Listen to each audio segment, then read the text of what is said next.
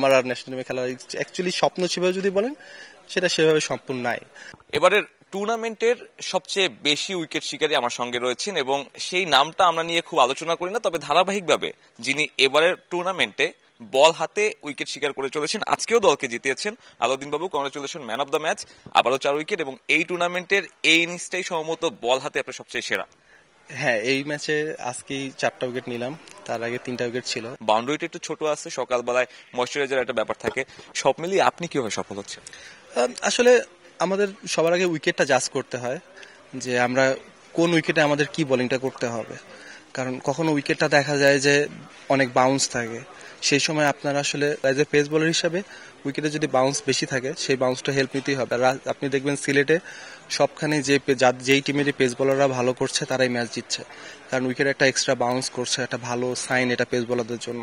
এখানে স্পিনাররা খুব বেশি সুবিধা করতে পারছে না। আজকে আপনার 66তম ম্যাচ ছিল, এত বেশি এক্সপিরিয়েন্স নেওয়ার পর আপনি বিপিএল এ অবিকৃত, আপনি কি মনে করেন আপনি আর একটু বেশি টি-20 খেলতে পারলে আপনার জন্য বেটার হতো, কিংবা আপনি দেশকে আর একটু বেশি সার্ভিস দিতে পারতেন? হ্যাঁ, সেটা তো অবশ্যই একটা প্লেয়ারের স্বপ্ন থাকে সবসময় যে পরিস্থিতি হোক সবসময় ম্যাচ খেলা। আর টি-20 হচ্ছে বিপিএল, টি-20 হচ্ছে বাংলাদেশের সবচেয়ে বড় আসর। তো এখানে অলমোস্ট যদি আমরা চিন্তা করি 7টা টিমে 10টা করেও যদি প্লেয়ার নেয় 70টা প্লেয়ার, তার মানে আমি 70টা প্লেয়ারের বাহিরে। অবভিয়াসলি আপনাকে চিন্তা করতেই হবে আমি 70টা প্লেয়ার থেকে খারাপ প্লেয়ার চাই আমি অবিকৃত।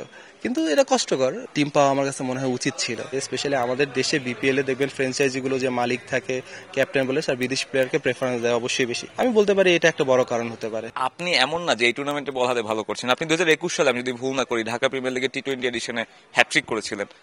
তো এক্সপোজার কি একটু কম পাচ্ছেন? আপনার মনে হয় আপনি কি ডিজার্ভ করেন? এক্সপোজার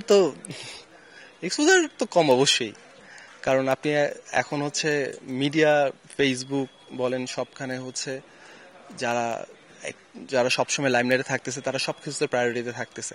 তো সেক্ষেত্রে আমি বলবো আমি দিক থেকে অনেক পিছিয়ে। এই এবারের এনসিএলটা আপনার জন্য একটা বড় আশীর্বাদ। আপনি কি মনে করেন দেশের আরো অনেক তরুণের জন্য এটা একটা বড় আশীর্বাদ এবং বড় একটা প্ল্যাটফর্ম, যারা আসলে বিপিএল এ খুব একটা উপকৃত থেকে যায়, দেশের পাইপলাইনটা এটা দিয়ে উপকৃত হবে কিনা? হ্যাঁ, অবশ্যই, এটা তো অবশ্যই, এটা আসলে এটা বলার মানে বলতেই হয় যে এটা একটা বড় টুর্নামেন্ট। আমাদের যারা ম্যাচ খেলতে পারি না টি-20 বিপিএল এ সেভাবে সুযোগ পাই না। তাছাড়া তার থেকে বড় বিষয় হচ্ছে যে আপনি আমাদের দেশে টি-20 টুর্নামেন্ট বলতে একটাই, সেটা হচ্ছে বিপিএল। আপনি এরকম ভালো মাঠে খেলার বিপিএল এর আগে আর একটা টি-20 টুর্নামেন্ট, যেটা হচ্ছে আপনার ক্যারিয়ারের সাথে যোগ হবে। তো এখানে তরুণ প্লেয়াররা যারা আছে তারা শিখতে পারবে টি-20টা আমাদের কিভাবে খেলতে হবে, জানতে পারবে। যত টি-20 ম্যাচ খেলবে তারা তত বুঝবে। আপনি দেখবেন যে বাংলাদেশ জাতীয় দল টি-20তে খুব বেশি ভালো করছে না। তো এই ধরনের টুর্নামেন্ট যখন দেশে হবে তখন এখান থেকে প্লেয়াররা জানতে পারবে, শিখতে পারবে, যেটা ওদের ইন্টারন্যাশনালও কাজে দিবে। এখানে শুধু আমরা লোকালরা খেলছি, আমরা লোকালদের এক্সটেনশনে জানতে পারছি, তরুণ প্লেয়ারকে আপনি এখানে দেখে নিতে পারছেন। কিছু কিছু কিছু কিছু খুব ভালো ভালো প্লেয়ার আসছে যারা খুব ভালো পারফর্ম করছে, যেমন আমাদের টিমে রিজওয়ান ভালো করছে, ও ভালো একটা অলরাউন্ডার হবে, ফিউচার প্রসপেক্ট হতে পারে বাংলাদেশ দলের জন্য। তারপর অন্যান্য ওখানে দেখবেন জিসাম একটা 100 করছে, তারপরে আরিফ ভালো ব্যাটিং করছে, অনেকে ইয়াং ছেলেরা আসছে যারা আন্ডার-19 খেলছে, কিন্তু ওরা কিন্তু কোনোখানে নিজেদের এক্সপোজ করতে পারেনি যে আমি ভালো টি-20 প্লেয়ার হইতে পারি।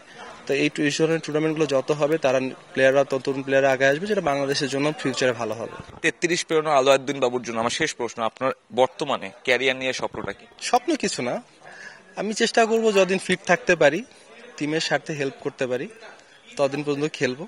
তারপরে যদি মনে হয় যে আমি আর পারছি না, আমি পারফর্ম করতে পারছি না, আমার কাছে মনে হয় না আমার ক্রিকেট খেলা দরকার আছে। এখন ন্যাশনাল টিমের স্বপ্নটা আছে?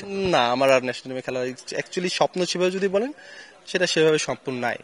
এখন যা খেলি হচ্ছে আমাদের প্রফেশন হয়ে গেছে ক্রিকেট, ভালোবাসা ক্রিকেট, সেভাবেই খেলা। Thanks a lot and best of luck for your NCL tournament. দর্শক, কথা বলছিলাম এবারে টুর্নামেন্টের শীর্ষ উইকেট শিকারী আলাউদ্দিন বাবুর সঙ্গে।